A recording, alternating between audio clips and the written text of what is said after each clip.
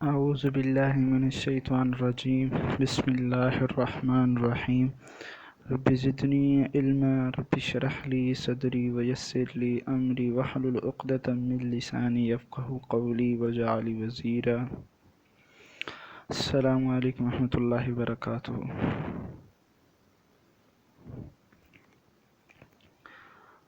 आज जो हमारा लेक्चर है वो अकाउंटिंग से रिलेटेड है और आज हमने अकाउंटिंग का जो चैप्टर नंबर 2 है उसमें जो सबसे पहले तो हम अपना अकाउंटिंग का जो इंट्रोडक्शन है वो करेंगे। उसमें एसेट्स, लायबिलिटीज़, विथड्रॉल्स, एक्सपेंसेस, रेवेन्यूज़, ये सब चीज़ें देखेंगे कि ये क्या होती हैं। और फिर हम अकाउंटिंग के जो डेबिट और क्रेडिट्स के जो रूल्स होते हैं, 10 रूल्स होते हैं, वो डिस्कस करेंगे आज हम। उसके बाद फिर हम कुछ क्वेश्चंस करेंगे ताकि आपको डेबिट और क्रेडिट की समझ आ सके कि वो किस तरह हम लेते हैं। डेबिट चीज़ क्या होगी और क्रेडिट चीज़ क्या होगी। तो हम चलते हैं अपने लेक्चर की जानिब। सबसे पहले हम अकाउंटिंग की डेफिनेशन देखते हैं। अकाउंटिंग की डेफिनेशन इसमें क्या है? Accounting is the language of business. Accounting क्या है? कि लैंग्वेज की, बिजनेस की लैंग्वेज है। It is the process of recording the financial transactions pertaining to a business से रिलेटेड जो भी फाइनेंशियल ट्रांजेक्शन होती हैं उनको रिकॉर्ड करता है। इन रिकॉर्ड करने का ये प्रोसेस है। उसके बाद यह है the accounting process includes. Accounting process में क्या क्या होता है? समराइजिंग हो सकता है, एनालाइजिंग हो सकता है और रिपोर्टिंग हो सकता है। और reporting this transaction to oversight mean होता है कि गलती जो होगी उसको सही करना।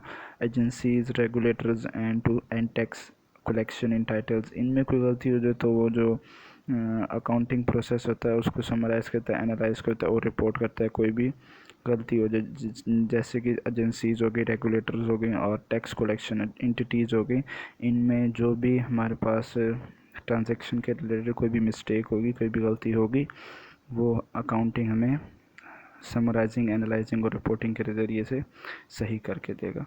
अच्छा, अब हम उसके बाद हम अपना बात करते हैं अकाउंटिंग के रूल्स की। अकाउंटिंग के नहीं, डेबिट और क्रेडिट के रूल्स की। तो डेबिट और क्रेडिट रूल्स याद करने से पहले सबसे पहले आपने क्या, ये जो चीज़ लिखी हुई है ये आपने जहन में डाल लेनी है, बिठा लेनी है, इसको रटा लगा के पी जाना है आपने। सबसे मेन चीज़ यही है अकाउंटिंग में। ये बस कुछ 2-3 रूल्स हैं, अगर ये याद हो जाए तो हमें डेबिट और क्रेडिट की जो एंट्रीज होंगे सारी समझ आ जाएंगी। अच्छा, इसमें क्या लिखा हुआ है ये देखें ज़रा। इसमें क्या है कि जो एसेट्स हैं, एक्सपेंसेस हैं और विथड्रॉल्स हैं।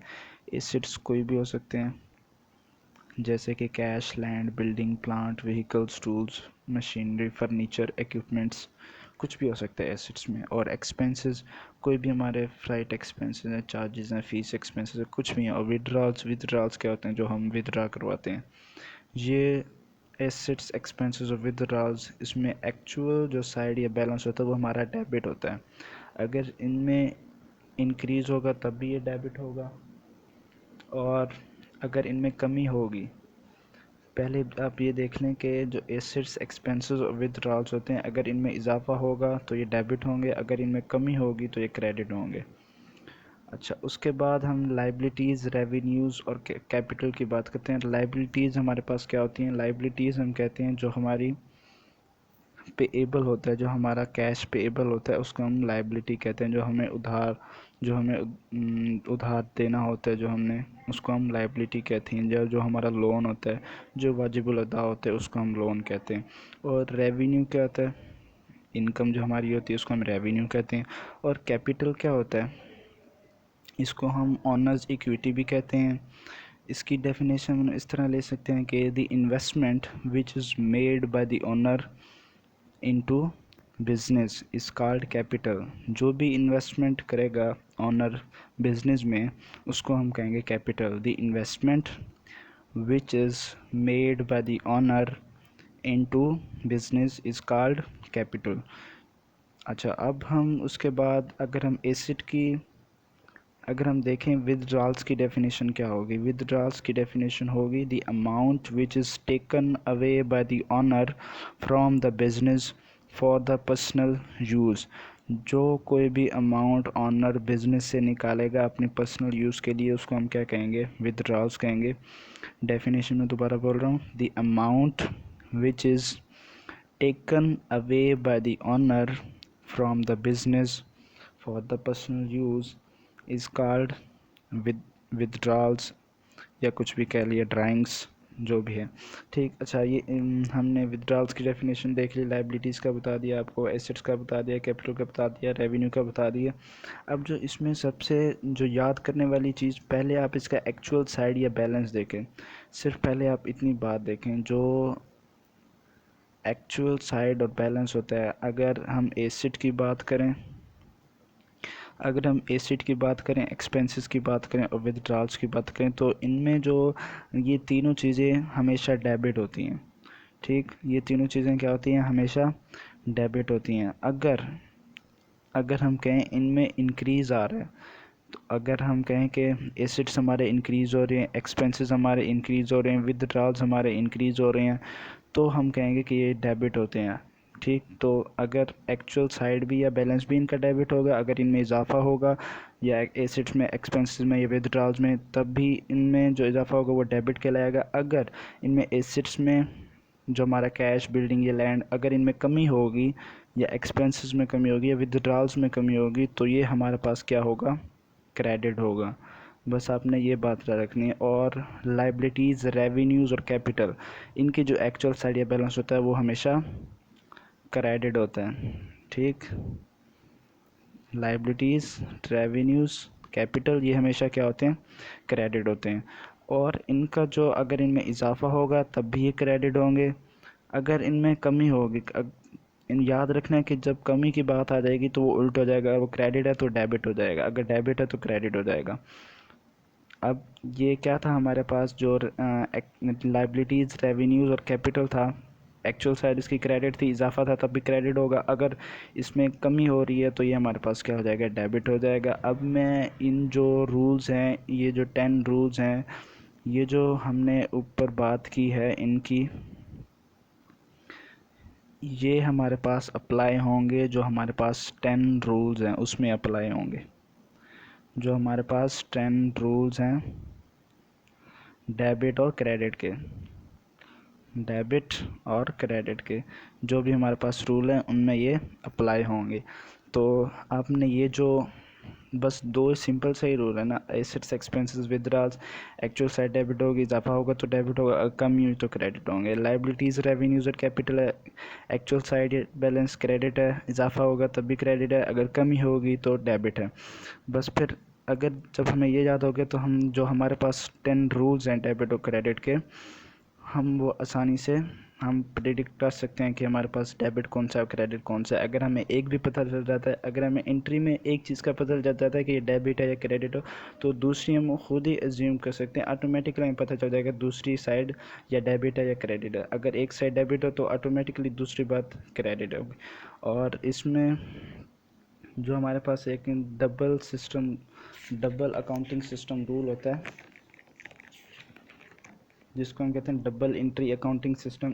इसके मुताबिक क्या होता है, जो डेबिट साइड होती है वो हमेशा क्रेडिट साइड के ऊपर होती है, वो हम देखेंगे इनके बाद। अब जो हमारे पास जो फर्स्ट हमारी रूल है, जो फर्स्ट हमारा रूल है उसमें क्या कहा हुआ है, देखें ज़रा। जैन की 21/2019 है, इन्वेस्ट कैश किया है 1 लाख या 100,000 by the owner into the business.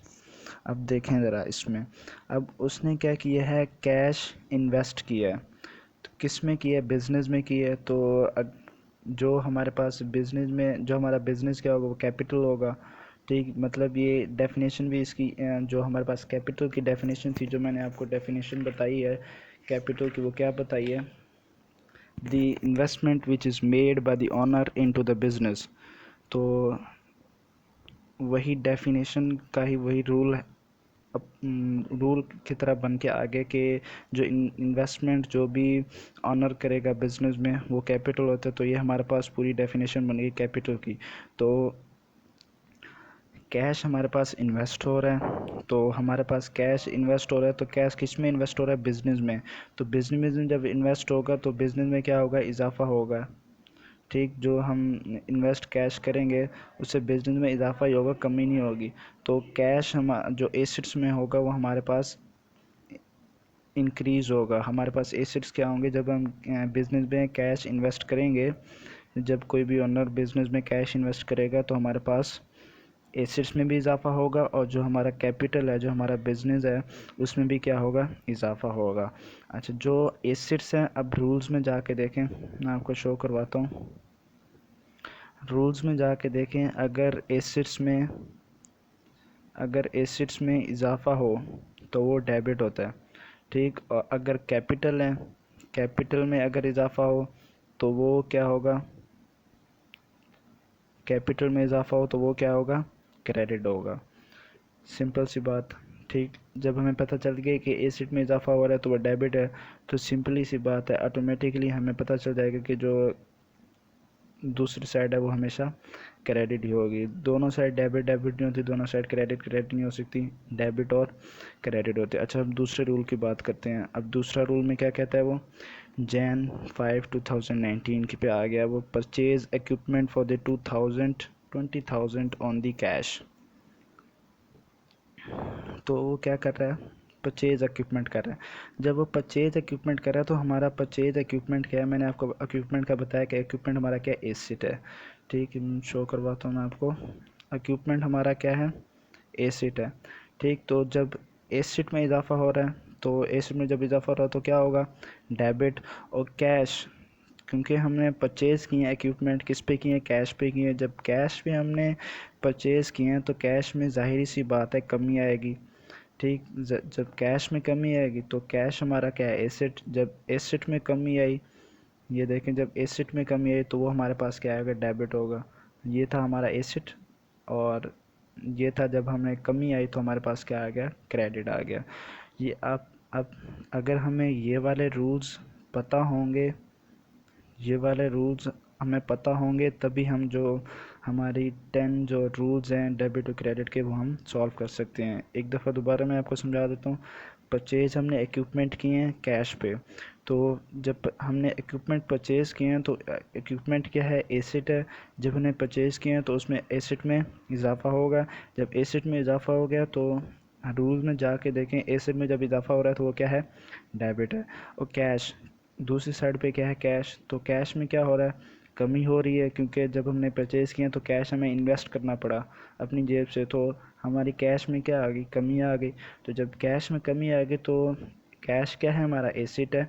तो एसेट में जाके देखें, जहाँ कमी हो रही है वहाँ क्या लिखा हुआ है? क्रेडिट लिखा हुआ है। तो जो हमारा इक्विपमेंट एसेट था वो डेबिट हो गया, जो हमारे पास कैश एसेट था वो हमारे पास क्रेडिट हो गया। ये इसका दूसरा सिंपल रूल हो गया हमारे पास। अच्छा, उसके बाद हम तीसरा रूल है हमारे पास, purchase of plant in 30,000 on credit. Credit हम कहते हैं उधार पे। तो परचेज ऑफ प्लांट है, प्लांट हमने परचेज़ किया। जब हमने परचेज़ किया तो एसेट में क्या हुआ? प्लांट हमारा क्या एसेट है? मैंने आपको बताया कि cash, land, building, plant, equipment, machinery, furniture, vehicles, tools, ये सब हमारे पास क्या हैं? एसेट्स हैं। तो कंफ्यूज नहीं होना कि इतने सारे नाम आ गए तो क्या एसेट। ठीक हो गया। अब इसमें हमने कंफ्यूज नहीं होना कि हमारे पास प्लांट क्या है? हमारा एसेट है। तो एसेट में हमने क्या है? परचेज़ कर रहे हैं, परचेज़ कर रहे हैं तो हमें इजाफा होगा। जब एसेट इसमें इजाफा हो रहा है तो वो रूल्स में जाके देखें, एसिड में क्या हो रहा है? इजाफा हो रहा है। तो ये देखें, एसिड में जब इजाफा हो रहा है तो हमारे पास क्या है? डेबिट है। ठीक, तो हमने क्या किया कि हमारे पास जो एसिड था वो हमारा डेबिट हो गया, ये देखें। और उसके बाद जो हमारा क्रेडिट, ऑन क्रेडिट था, क्योंकि ऑन क्रेडिट होता है, लाइबिलिटी होती है हमारे पास। तो हमने, क्योंकि ये बाद में हमारे पास वाजिबुल अदा होंगे, हमने बाद में पे करने होंगे। ठीक, तो इसके ये भी फिर लाइबिलिटी में भी इजाफा होगा। अगर देखें रूल्स में जाके देखें तो अगर जब हमारे पास लाइबिलिटी में इजाफा होगा तो क्या हमारे पास होगा? लाइबिलिटी। ये देखें लाइबिलिटीज़, अगर इसमें इजाफा होगा तो ये हमारे पास क्या है? क्रेडिट। तो इसी तरह जब हमें पता चल गया कि प्लांट एसिड है, प्लांट परचेज करने से एसिड में इजाफा हो रहा है, तो क्रेडिट दूसरी साइड पे क्रेडिट है, लाइबिलिटी है, तो लाइबिलिटी में ऑटोमेटिकली पता चल गया वो क्रेडिट ही होगी। कंफ्यूज नहीं होना कि डेबिट है तो दूसरी साइड क्रेडिट। बस एक एक चीज़ जब आपको पता चल गया कि डेबिट है तो दूसरी चीज़ हमें पता ऑटोमेटिकली हमें पता चल जाएगा कि वो क्रेडिट है। बस आपको एक चीज़ का हमेशा लाजमी अंदाज़ा होना चाहिए कि हमारे पास ये क्या है, डेबिट है। और डबल एंट्री अकाउंटिंग सिस्टम का मैं आपको बता रहा था कि इसमें जो डेबिट और क्रेडिट साइड हमेशा इक्वल होने चाहिए, जो भी इनकी वैल्यूज़ हो वो हमेशा इक्वल होने चाहिए। जैसे इसमें देखें, इस क्वेश्चन में देखें ज़रा, 30,000 और 30,000 दोनों में इक्वल है, तो ये हमारे पास डबल एंट्री अकाउंटिंग सिस्टम इस तरह अप्लाई होता है कि जो भी डेबिट और क्रेडिट साइड होंगी उनमें हमेशा क्या होगा, उनमें हमेशा डेबिट और क्रेडिट साइड की जो वैल्यूज़ हैं वो इक्वल होनी चाहिए। अगर इक्वल नहीं होंगी तो हमारा आंसर गलत है, हमारा क्वेश्चन भी गलत है, हमारी एंट्री भी गलत है। उसके बाद हम चौथे रूल की बात करते हैं, cash paid to a payable या क्रेडिटर, या कोई भी नाम दे देगा या कोई भी डेट दे देगा। अच्छा, अब हमने कैश पे किया, तो ज़ाहिरी सी बात है, जब हमने कैश पे किया, कैश हमारा एसेट है, कैश में कमी आएगी। तो रूल्स में जाके देखें, मैं आपको बार बार रूल्स इसलिए दिखा रहा हूँ ताकि आप भी ये अच्छे से रूल्स याद करें। कैश हमारा एसेट में जब कमी आ रही तो क्या आ गया, क्रेडिट। तो हमें पता चल गया कि जो हमारा कैश है वो क्रेडिट है। तो उसके बाद जो हमारा पेएबल, जहाँ पेएबल की बात आ जाए वहाँ लाइबिलिटी होगी, लाइबिलिटी में क्या होगी, कमी होगी। तो लाइबिलिटी में जब कमी आएगी तो, क्योंकि जब हमने कैश पे किया, जब एक चीज़ क्रेडिट हो रही है तो दूसरी चीज़ डेबिट होगी, क्योंकि जब हमने कैश पे कर दिया तो हमारी लाइबिलिटी में कमी आ गई। जब हमने तीसरे रूल में देखे, जब हमने परचेज़ किया था क्रेडिट पे, तो जो हमारा कैश था, जो जो हमारा एसेट था उसमें इजाफा आ रहा था, और जो लाइबिलिटी थी क्योंकि वो हमने बाद में पे करनी थी तो उसमें भी क्या हो रहा था, इजाफा हो रहा था। अब हमने लाइबिलिटी जो हमारी थी वो पे कर दी है तो उसमें क्या आ रही है, कमी आ रही है। तो जो लाइबिलिटी की कमी है उसमें देखें ज़रा, रूल्स में जाके लाइबिलिटी है तो कमी है तो क्या होगा, हमारे पास डेबिट होगा। ठीक, ये आपने देख लिया। अब हमारे पास जो पांचवा रूल है वो कहता है sale of plant on cash. तो हमने क्या किया, सेल किया एसेट कैश पे। तो जाहिर सी बात है, जब हमने सेल किया है तो हमारे एसेट में क्या होगी, कमी होगी। तो हमारा जो एसेट है उसमें कमी होगी। जब एसेट में कमी होगी तो एसेट की कमी को हम क्या कहते हैं, क्रेडिट। रूल्स में जाके देख लिए, मैंने आपको कहा रूल्स हमेशा आपने अपने सामने रखने हैं जब भी कोई एंट्री करें, रूल्स को मद्देनज़र रखते हुए करें। उसके बाद एसेट में कमी हुई तो हमारे पास ये क्रेडिट हो गया कैश, क्योंकि हमने सेल किया था तो हमें कैश मिलेगा। तो हमें कैश में क्या होगा, कैश एसेट होता है, कैश में इजाफा होगा तो हमारे पास क्या होगा, डेबिट होगा। अच्छा, उसके बाद छठी एंट्री है sale of asset on credit. तो हमने सेल किया एसेट क्रेडिट पे, सेल किए जब हमने एसेट, तो एसेट में तो कमी आ गई, ठीक। तो वो क्रेडिट हो गया, ऊपर वाली एंट्री से हमें पता चल गया था कि एसेट में जब कमी हुई थी वो हमारे पास क्रेडिट हो गया, लेकिन वहाँ कैश था, यहाँ क्रेडिट है। क्रेडिट हम कहते हैं उधार को। तो हम उधार में हमारे पास क्या होगा, ये हमारे पास जो, क्योंकि हमने सेल किए हैं तो ये हमारी जो क्रेडिट होगी हमारी लाइबिलिटी नहीं होगी, क्योंकि वो हमें पे करेगा। तो हम वो जो भी हमारा कस्टमर होगा वो हमें पे करेगा तो हम रिसीव करेंगे। तो वो जो हमारा क्रेडिट, जो ऑन क्रेडिट है या ऑन अकाउंट है, तो हमारा रिसीवेबल होगा। तो रिसीवेबल क्या होगा, हमारा एसेट होगा, तो उसमें क्या होगा, इजाफा होगा। जब हमें मिलना तो हमें कैश ही है ना, हमारे कैश में इजाफा ही होना है ना, बेशक अब मिलें या बाद में मिलें। तो एसेट में इजाफा होगा तो एसेट में इजाफा क्या होगा, डेबिट ही होता है। ठीक, ये हमारी एंट्री क्लियर हो गई। उसके बाद कैश रिसीव्ड फ्रॉम, हमारे पास अब सातवीं एंट्री हम बात कर रहे हैं, सातवीं एंट्री की हम बात कर रहे हैं, cash received from the receivable, या डेबिटर या कस्टमर्स या कोई भी नाम उसका दे देगा। अच्छा, अब हम क्या कर रहे हैं, कैश रिसीव कर रहे हैं। ऊपर हमने कहा था कि छठी एंट्री में sale of asset on credit, अभी उसने हमें पे नहीं किया था लेकिन हमने सेल कर दिए थे। उसने जो हमारा कस्टमर था उसने हमसे उधार लिया था, जो भी हमारा एसेट था उसने उधार लिया था। अब हम कह रहे हैं कि जो हमारा कस्टमर था उसने हमें पे कर दिया cash received from the receivable या डेबिटर्स या कस्टमर्स। ठीक, तो ये कस्टमर वाली बात आ गई ना। अच्छा, कैश हमने रिसीव किया तो जाहिर सी बात है जब हमने कैश रिसीव किया, कैश हमारा क्या एसेट है, उसमें इजाफा होगा, तो एसेट में जब इजाफा होता है तो वो क्या होता है, डेबिट होता है। और जो रिसीवेबल है, रिसीवेबल क्या है हमारा, रिसीवेबल भी मैंने ऊपर बताया आपको एसेट है। ठीक, तो ऊपर क्या हो रहा था कि एसेट में इजाफा हो रहा था क्योंकि वो हमने रिसीव करना था। ठीक, अब हमने कैश रिसीव कर लिया है, तो जो कस्टमर की लायबिलिटी थी वो उन्होंने पूरी कर दी है, तो उसमें कस्टमर की लायबिलिटी में क्या आएगी, कमी आएगी। तो एसेट में फिर कमी आई मतलब, तो एसेट में जब कमी आई तो हम क्या कहेंगे, उसको क्रेडिट कहेंगे। रूल्स आपने ध्यान रखने हैं, उसको रूल्स को मद्देनज़र रखते हुए हर एंट्री आपने पास करनी है। अच्छा, कैश हमारा